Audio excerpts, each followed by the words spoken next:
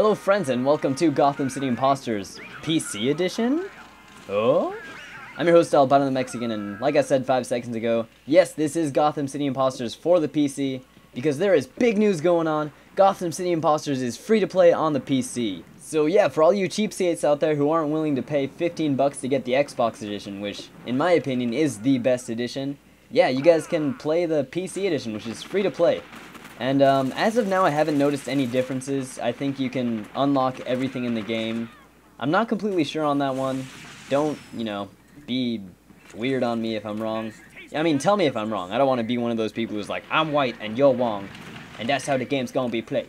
But yeah, I'm pretty sure the game is almost exactly like the Xbox version, where you can unlock everything through leveling and whatnot, except for the DLC, of course.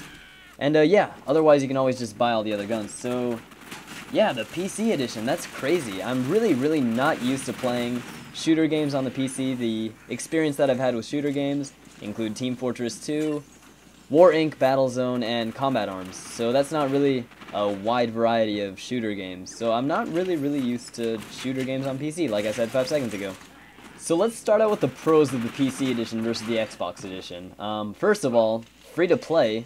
Who wouldn't pass up a free game? Yeah, I mean, the only requirements to playing this game is having a good PC, which, as you can tell, my PC isn't really state-of-the-art, so you are going to see a bit of lag. My frame rate isn't ideal, and I can run it fine typically, but the fact that I'm recording it with fraps makes it a lot harder to play the game like this.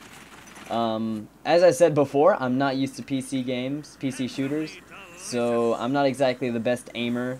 And that sort of plays into the whole reason why I chose the Spy in the Spy Chronicles, mini-series thing that I'm doing. Because I don't really want to get better at aiming.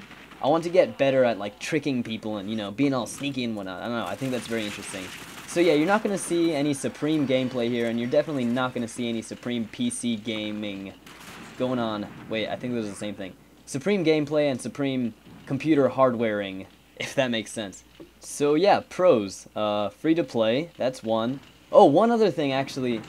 It's kind of a really small thing, but it's a big thing for me because I don't really have the best eyesight around town. I'm not really the 20/20 kind of kid.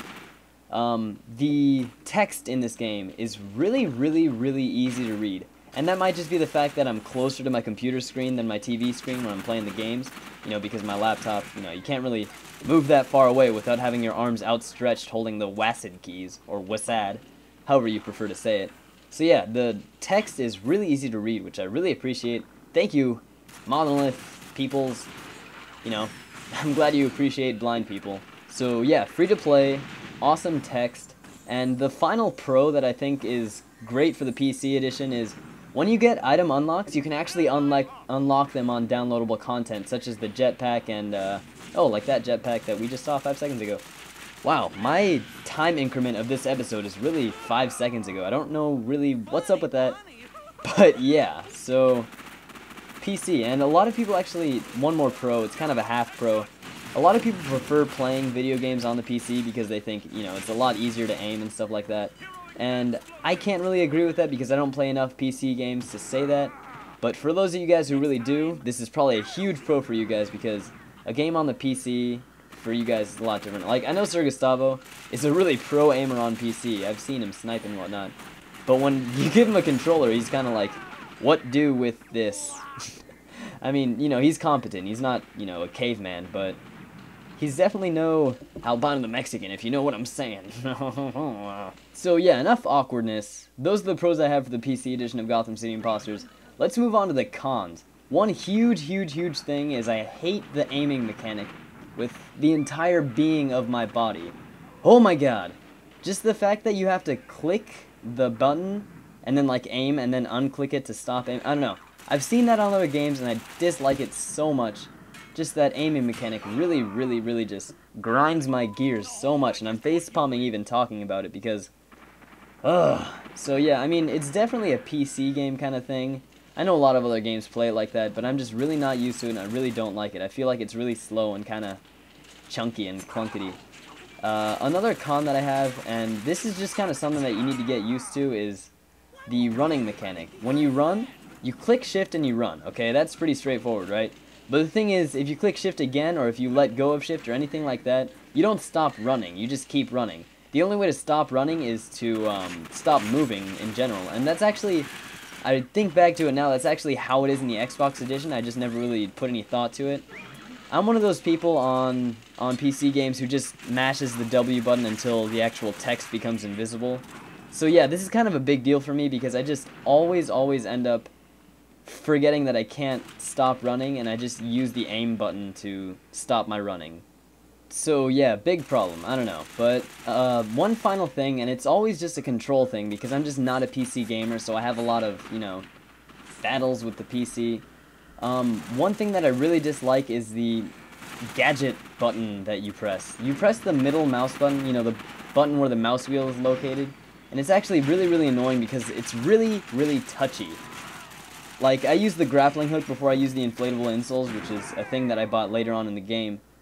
And the grappling hook is really hard to use because you have to hold the button down to keep using the gadget. So yeah, that's just, I guess, another thing with controls. But I just never got over that. I never got used to it. I'm just going to be sticking with the inflatable insoles over here on the PC version because, you know, it's easy to use. You just jump and then jump again. It's really not much you can do. So, yeah, one final con that I have, and I think this is the biggest one for everyone. This is the main reason why I love the Xbox 360 version so much more. And that final con is the servers. You cannot stay in a server for any longer than one match, or else you'll just be stuck in limbo, like, not starting the game, because, you know, it's just really annoying. You find yourself really looking for ways to entertain yourself when you're looking for servers, because, you know, God knows that you can't get entertainment in the game like you're supposed to. So yeah, that's my biggest qualm with the PC version of the game, is just finding servers. Otherwise, you know, let's just step back a second here and realize this is a free game, so you don't expect, like, Midas to have touched this game on the PC and not on the Xbox. It's just how it is. And being a free game on the PC, I think it's definitely worth the money. Like, I can't really put it any other way. This is a great game on Xbox and on PC. And being that it's free on the PC, might as well just get it. You know, what's going to be the problem there? Oh no, I have to spend no money on a game, and then I might not like it. Like, the only thing you'll be wasting is time, and, you know, how much time do you have? You're a kid, you've got a summer, well, at least, well, summer's kind of winding down, but still, I mean, might as well just go for it. That's all I'm saying. So yeah, closing arguments, just give the game a chance, it's free, you've got nothing to lose, and if you like it, try the Xbox version, or even if you have the PlayStation 3. I've never played the game on PlayStation 3, so I can't make any recommendations on there. But I honestly think that the ideal version is the Xbox version. So if you have an Xbox, rejoice, because you've got the best version of Gotham City Imposters just waiting to be unlocked by $15. Like, that's such a measly amount for a game that's so great as this.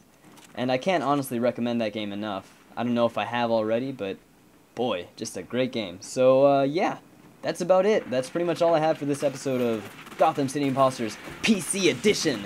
Slap, papa, karate chops with my hands. You can't see them, but still. So, yeah, that's about it.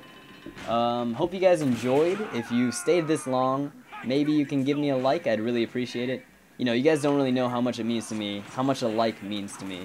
It's always just kind of like an affirmational, you did a good job, Albino the Mexican. And comments mean even more. I mean, like and comment. Favorite if you want. Oh, man, if you're feeling crazy. But, yeah, that's enough begging. I'm done talking. So, until next time, this is your host, Albino the Mexican, signing off.